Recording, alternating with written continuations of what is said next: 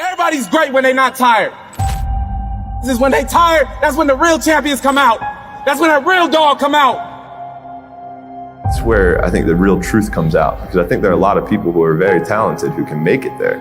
There are very few people who can deal with the pressure and the stress that happens when we're there. I feel I'm the best ever. It's not bragging or boasting. The proof is in the pudding. In my mind, I'm always the best. I am the greatest fighter of all time. And when I hit you with a hard right hand, you will fall. You gotta win tomorrow, you gotta win right now. If you're passionate about what you're doing, keep going, keep believing, reach for the stars. Everything is always impossible until someone does it. Maybe it has never been done before. That's perfectly fine with me. But I'm gonna do it. Never say never, because limits, like fears, are often just an illusion. Hungry dogs run fast. And let the big dogs eat.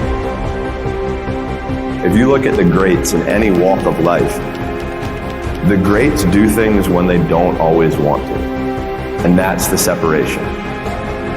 It means you have to be more disciplined than not disciplined. I wanted to be the best I could be, period. I was waiting for you to smile at some of the compliments. You didn't. Smiling doesn't win you gold medals. I'm too fast, I'm too skillful, and I'm gonna show everybody out there watching this show and the whole world, and the world will bow and admit that I am the greatest of all times when you see what I do to George Foreman. I believe that whatever I put my mind to, and if I was willing to make sacrifices and I was dedicated, that I could achieve absolutely anything. I'm the best ever. I'm the most brutal and vicious and most ruthless champion there's ever been. There's no one can stop me. I'd like to take this chance to apologize to absolutely nobody. Maybe someone's don't like me because maybe I'm too good. You win some, you lose some.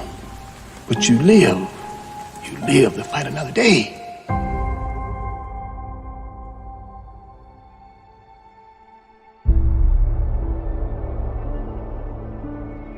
And I've always believed like I'm the Michael Jordan of this industry. When I'm on the air, I'm the one that will make you want to hear from me. I don't care who I'm on the air with. I don't care who it is. It does not matter to me. By the time I finish speaking, I am the one that you're going to want to listen to. That's my attitude. If this requires 100% and you give me 99, I might want to fire you. Because I'm about getting the job done. Sure. It's about the results. And I think that, unfortunately, when we look at our generation today, not enough people preach about that. Because I think that we live in a society where people have become masters at pointing the finger at other people as to reasons why things don't get done. I think there's too much explanation that goes on. But the bottom line is you ain't getting it done. And if you're not getting it done, I need somebody that can get it done. I am of the belief that if you truly adopt that belief in your soul, then you walk to work every day not looking for excuses. You're looking for a way for the job to get done. And in most instances, you are going to be successful than not. You want to go with status quo, you're perfectly, fine with flowing along, just safe, to get along, secure. Safe, secure, whatever. But when you're trying to win, you're constantly looking to get better. My philosophy is very, very simple when it comes to my family, particularly, me being a dad. If they're hungry, it's because I'm starving.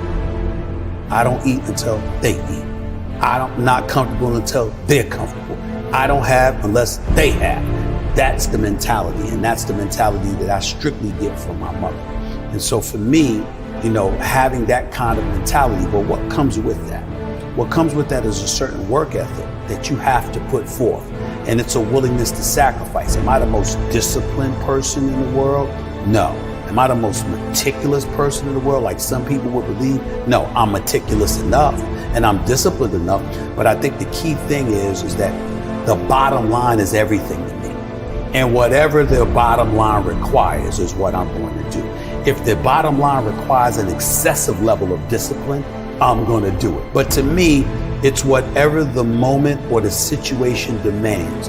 And I'm a bottom lines oriented kind of person. You don't assume that opportunities are waiting for you. You know obstacles are standing in every door. Right. And so that challenge that you have to embrace and you have to deal with, that's hard to deal with when you have achieved. You don't work hard to play hard. You work hard to have the ability to play when you want to. That's a good There's a difference. You handle your responsibilities first. And when you work hard and you have that sense of pride, it goes right out the window if you utilize your efforts in the wrong fashion.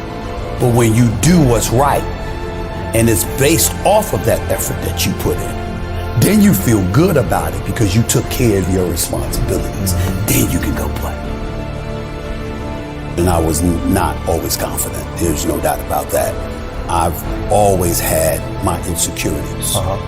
What I firmly believed in was, as it pertained to me, was that I always worked hard. I was never lazy. I was always somebody that believed in hard work. Betting on yourself is believing in you. Knowing who you are, what you're worth, having an idea about it anyway, and willing to work towards that, to validate that reality. That's betting on yourself. It's your job. And if you can't do it, you scratch, claw, and even die trying.